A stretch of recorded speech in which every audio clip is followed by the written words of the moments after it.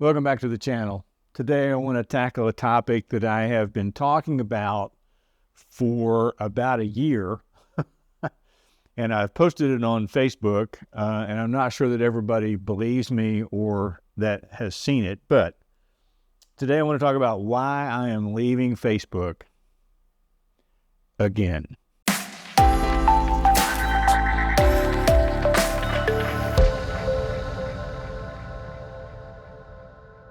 One of the reasons that I'm leaving Facebook is because it is so absolutely incredibly intrusive into our own privacy. It tracks everything we do, and we sign, without even blinking an eye, the terms of service that allows it to track us anywhere. Even when the app is closed, Facebook is still tracking us. That's why when you go look at something on YouTube and you're looking maybe to buy something, or you do a search on Google and you're looking at, a new tent or a new water bottle or a new pair of shoes, suddenly Facebook is filled with ads for those things that you're searching for, because it is following you everywhere. And along with following you, it is, unless you are one of those people fortunate enough to know how to opt out, it is allowing that app to share data with other companies who are then collecting information on you as well. Now, they don't know maybe perhaps your name, but they know your internet ID. They know how to follow you with all the cookies and things that you agree to put on your site, which are just ways for them to put a marker there that says, hey, here's this person, and we're going to follow everything that they do from now on. And it's everywhere. I know that. It's everywhere. But with Facebook, it is just incredibly, incredibly awful. And part of that is, it ties right into this, is that I am so tired of being overwhelmed with ad after ad after ad, or with so many things that are like suggested for me because I happen to take a glance for 3 seconds at a post somebody made, and now suddenly I've got all of these sponsored posts coming up saying, hey, you might like this person, or you might like this product, or you might like this or that. I don't want any of that. I came on Facebook to be friends with people, to see what my friends are doing in life, to comment on their pictures, to talk with them, to interact with them. I did not come to Facebook to be inundated with suggestions every second, third, or fourth post down the line. It just gets old. The algorithm for Facebook is designed, like any other social media site, it is designed to keep you engaged. The longer your eyeballs are on the site, the more ads it can give to you. And so Facebook, like a lot of other social media sites that I'm staying on, Facebook is highly addictive and can perhaps overtake you and overwhelm you without even realizing it. And then there is the polarizing nature of political discussions on Facebook. Now, when I left the first time, we were in the middle of, or maybe just coming out of, the 2020 election. And there was a lot of information out there that was fake. There was a lot of information that was true that was being censored. I consider myself to be politically moderate.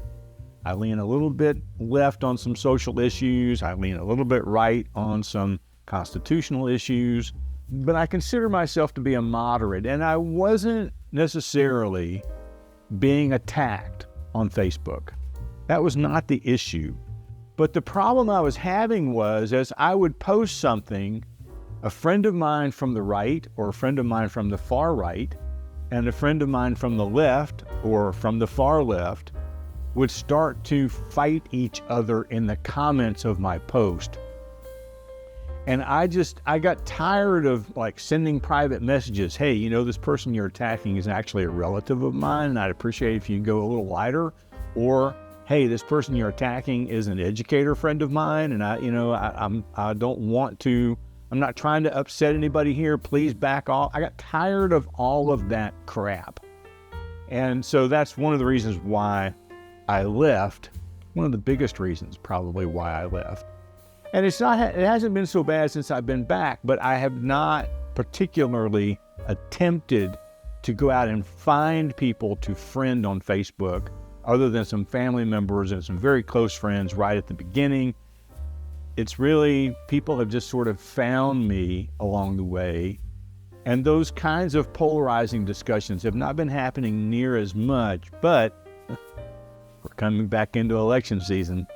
And I'm not having it. It just feels like, and this happens on a lot of social media sites, but again, for me at least, it seems to happen more on Facebook than any other place. You just can't seem to have a nuanced conversation any longer. And I like conversation. I don't like arguing. Now, I'm going to admit, I do post a few things now and then that are like, here's in your face. I get that. And whatever posts I get back from that, I deserve it because, I'm just sort of like having a little fun. But when I do try to have a serious conversation about something, those polarizing viewpoints still crop up from time to time. Not as bad as they were, but they're still there. For me, there is a light at the end of this social media tunnel. Some months ago, actually over a year ago now, I set up an account at a social media site called MeWe. And if you go to the link in the description, the timchilders.bio.link, you will find my MeWe page there. MeWe doesn't have an algorithm. If I am friends with somebody and they post it, I see it.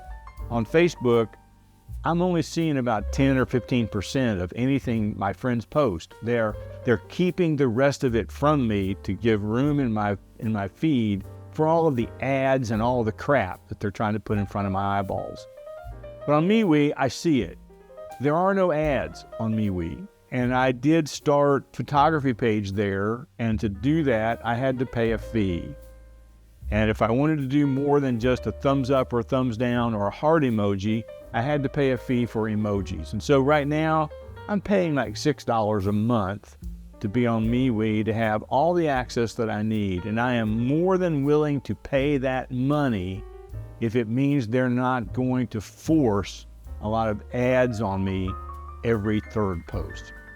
I will readily admit, of course, that I have very few friends on MeWe, and maybe if I had a few hundred like I do on Facebook at the moment, maybe I wouldn't be so happy. And the people that are following me, who set up accounts on MeWe, who are following me, I think they all went there about the same time I did. They were tired of Facebook. They were thinking about alternatives, but at the end of the day, they stuck with Facebook. They're not really posting much on MeWe. I have 2 or 3 people that interact with me from time to time, and I am okay with that. Sometimes you just need to say something even if you're speaking into the wind. Now, I do have a number of friends who just in the last 2 or 3 months have discovered that I'm on Facebook, and they've sent me friend requests, and I have accepted all of them. So my apologies to you if you sent a friend request to me thinking that I was going to be here forever. If you don't want to go to MeWe, but you want to follow me somewhere, again, in that link, timchilders.bio.link, my Twitter account is there. I'm staying there. My Instagram account is there. There are a couple of other social media sites that you might be on that you could find me there. I guess I look at it this way. If it is important enough to follow me, you will. If it's not important enough, you won't. And I'm okay with that. But I did want to let you know that there are some reasons why I'm leaving Facebook. Again, my apologies if you just found me. I won't be here long. And you have plenty of ways to find me if that's what you want to do. And if you stay on Facebook, I'm not going to think any less of you. Good for you. It's just not for me any longer.